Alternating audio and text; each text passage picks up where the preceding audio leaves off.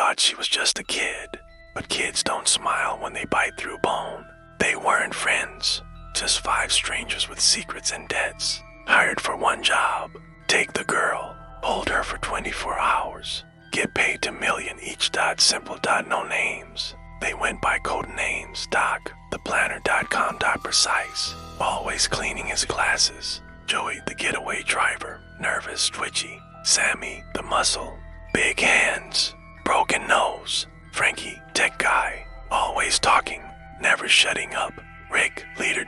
Cold, ex-military, scar down his cheek. The girl, Abigail, 12, blonde, pale, wore a dusty ballet outfit, tights torn, slippers faded. She never cried, not once, just smiled, like she was waiting.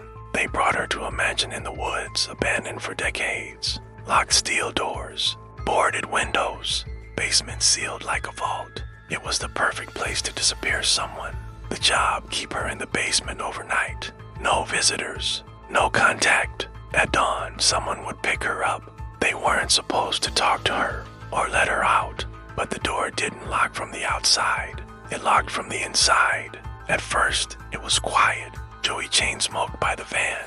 Sammy watched the woods. Frankie tapped away on an old laptop, rerouting cameras. Rick set the rules. Doc kept glancing at the basement door. Then came the noise. Tap, tap, tap, like fingernails on metal. They ignored it.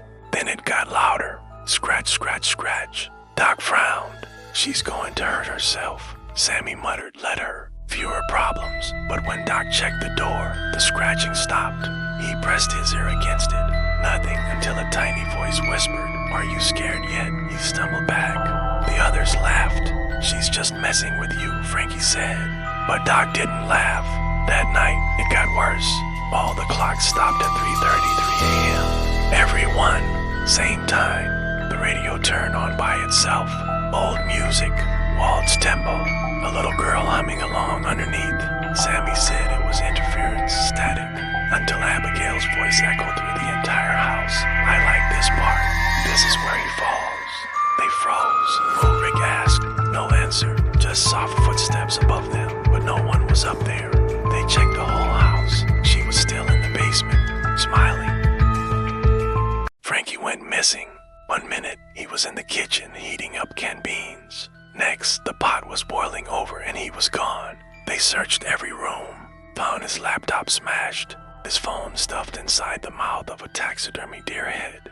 Then they heard the music again, coming from the basement. Doc went down with a flashlight, Sammy behind him with a bat. The lights flickered. Abigail sat in the corner, legs crossed, hands on her knees, still in that torn ballerina outfit, blood on her cheek, someone else's blood. She looked up and said. Frankie screamed like a pig when I got to his throat. Sammy lunged. She didn't move until it was too late. The flashlight blinked once, then again, then darkness. Sammy screamed, a loud crack like a branch breaking. When the light came back, he was on the ceiling, arms twisted backward, head turned all the way around, eyes wide, mouth open, still twitching.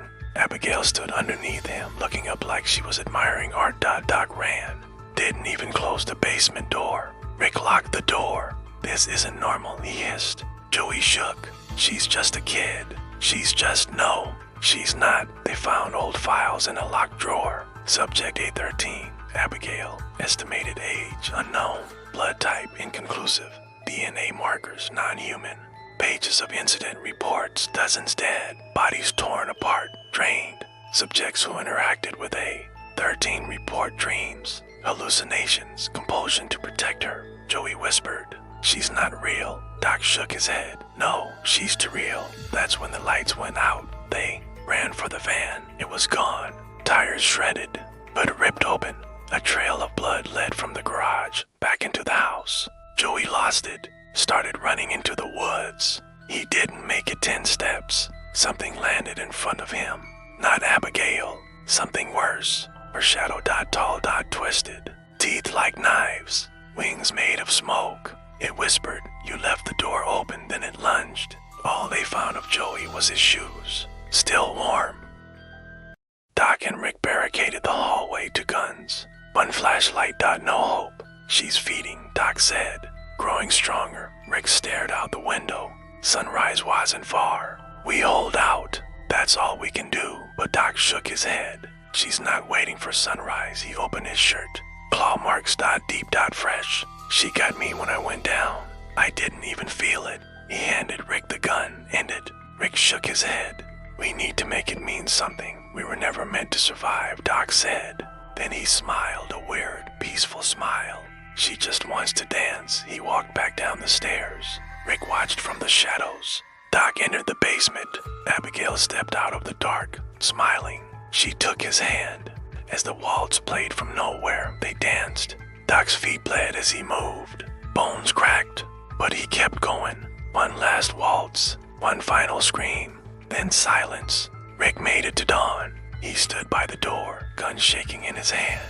The morning light touched the windows. The locks clicked. The front door opened. A man in a white suit stepped inside. Is she safe? He asked. Rick nodded slowly. She's fine. The man smiled. Good. We'll need her again soon. Behind him, a black SUV waited. Engine running. Inside, a velvet seat tea set. Little ballet shoes on the floor. Rick watched as Abigail walked out, smiling. She turned back once, winked. He never saw sunlight again. That mansion still stands. No one goes inside. But sometimes you can hear music from the basement soft slow. A little girl humming. If you ever see a van parked out front, don't go near it. Because she's still dancing. And she's always hungry.